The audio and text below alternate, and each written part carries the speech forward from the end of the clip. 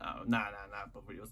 Hello, Anthony Sugar for here, and in today's video, I'd like to talk about how I enjoy doing art, and that pretty much that I'm going to be touching about some mental health stuff in this video. So I don't know how that'll go, but I'm not going to go deep into it or anything. But mostly how I use art to be able to express myself, pretty much.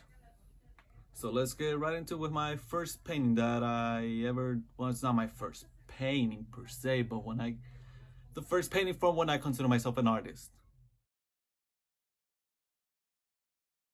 This painting is called Blues Be Loose. I don't know why I said it like that, but I just thought it would add a dramatic effect. Anywho, yeah. So pretty much, as you can tell, I'm like depressed as fuck in this painting with how blue and how with the red and everything going on, all convoluting, kind of like making this aura. I don't know, whatever. And then, well, I'll get to the meaning. The meaning is that I'm fucking miserable, and I didn't have a way to express that misery. I know I sound very edgy. What the fuck? No, I don't give a fuck. Anyway, I didn't know how to express that misery in words, so I was like, you know what? I have paints. I haven't I haven't really painted anything in a while, so I was like, what? You know what? I'm gonna get painting,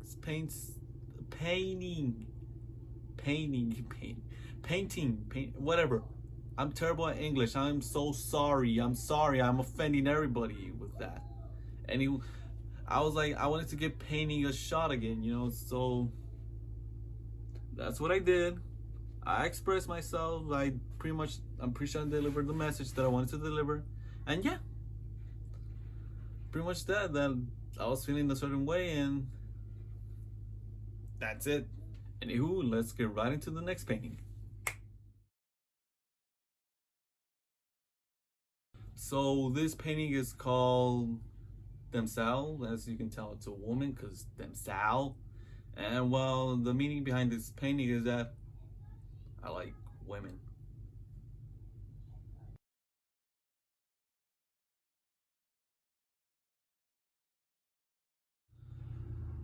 For this painting, I call it Demon, as you can tell by the red. I'm so clever with the naming. Thank you very much.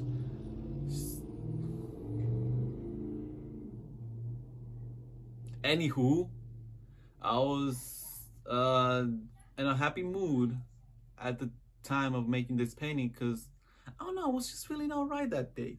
And I had my hand up and my curtain, I don't know what the drape curtain, yeah, whatever.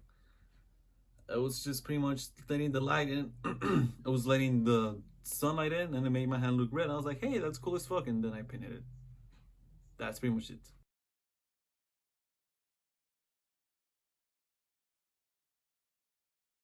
This painting right here, I call it Moody Oleanders. The reason behind it is that oleanders are one of my favorite flowers, and one of the reasons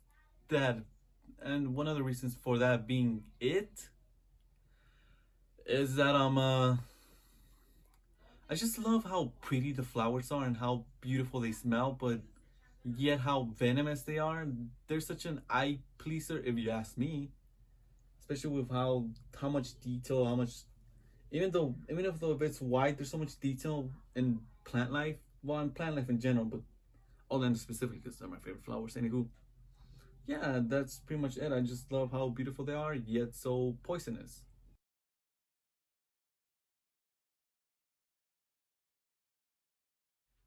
Now, this one's one of my favorite ones that I've done. This one is called Manic Episode. The reason for it being called Manic Episode is that I got bipolar disorder, which is not very fun. The worst thing, one of the worst thing ever, but it's definitely not a very pleasing thing to have. And well, the reason why it's called Manic Episode is that at the moment of doing this painting, I was having a manic episode. And well, I got the idea a bit while. Okay, during my manic, before I get into during my manic episodes, I get these like my thoughts are very convoluted. It's like, oh, what if I do this? What did this happen? What did this happen? Oh my god, this is so cool. Anywho, with those convoluted thoughts, this idea came by. And personally, I love how it came out. And for the next painting,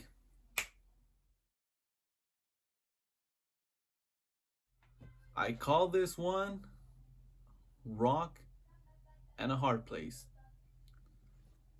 So pretty much the representation is that there's a rock and there are my meds. And I'm not sure how obvious that message is, but pretty much, yeah, it's hard being on meds and all this stuff, especially in the beginning. It was a very, I wouldn't say difficult, but not a pleasant transition.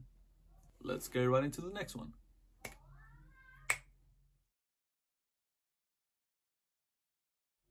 Anywho, for this painting is, I call it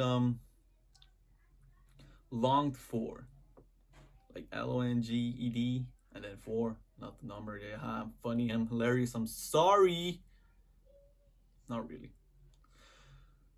No, I was pretty much the whole point of this that I was watching Steven Universe, and I just like the colors, you know. I was like, hey, I want to do something similar with the color scheme, and there it goes. The next being another self-portrait.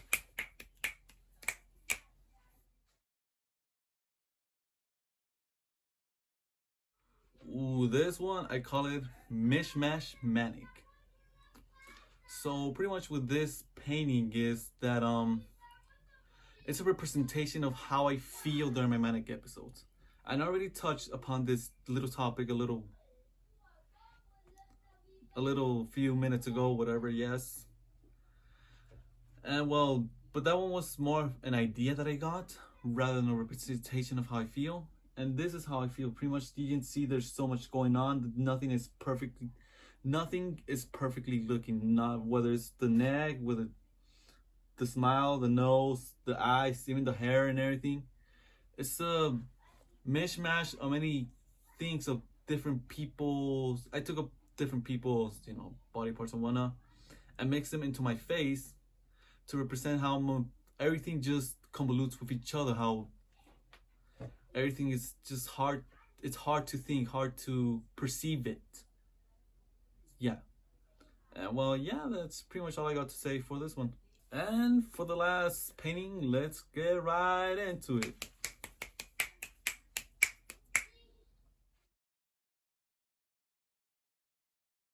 This one, I call it the comfort in emptiness. The comfort in emptiness. There. The whole point of this painting is that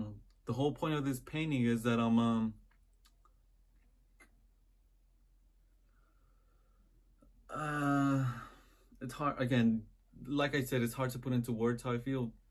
Pretty much after each episode, whether it's depressive or a manic one, I feel empty.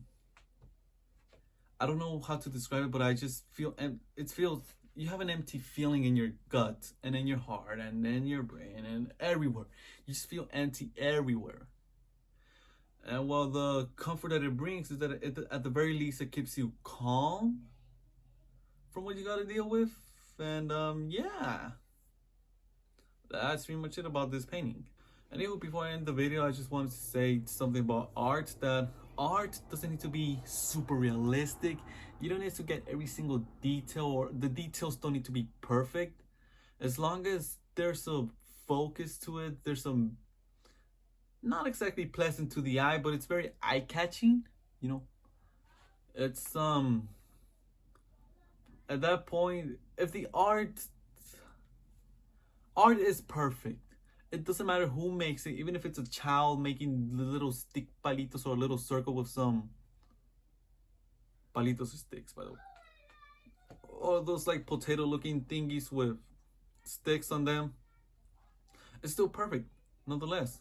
Everyone, like Picasso said, everyone is born an artist. Then every child is born. I don't fucking know. Fuck them kids. I don't give a fuck. But yeah, just that's all I got to say about this. Everyone's an artist in their own respective way, and that art doesn't need to be perfect for it to be perfect. Perfection from imperfection. Anywho, hope you'll enjoy the video and goodbye.